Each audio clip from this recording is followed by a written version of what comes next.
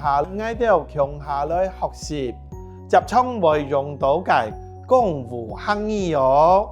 首先，我們學習見面時的常用稱謂與問候。在稱謂的部分，我們大概可以分為男性、女性。那麼，我們現在依序男性跟女性的部分來介紹。如果說伯父，客家話就是阿伯。伯父的太太，我們就稱為伯妹。那如果叔叔，客家話怎麼說？阿叔。那叔叔的太太，叔妹。接下來，如果稍微比較年長一點的哥哥，男生我們就稱為阿舅，女生就稱為阿姐。接下來呢，我要介紹一個特別的詞彙。當我們在公家機關服務的時候，可能前來辦公的民眾，不管是男生或女生，我們不知道他的職業是什麼，我們都可以尊稱他為老闆。客家話的老闆怎麼說？就是頭家，頭家。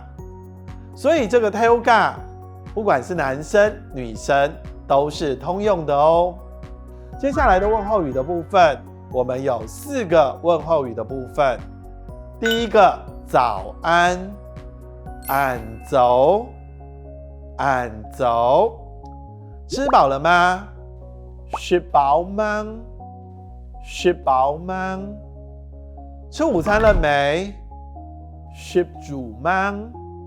食足嗎？您好，你好，你好。剛剛學了稱謂與問候以後，如果這兩個組合起來，我們會有什麼樣的句型？我們來舉4個例子。第一個，阿伯吃飽嗎？伯父吃飽了嗎？阿伯吃飽嗎？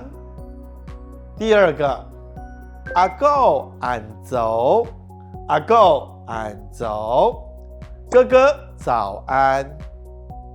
第三章，伯妹你好，伯母您好，伯母您好。第四章，阿姐食足嗎？姐姐吃午餐了嗎？阿姐食足嗎？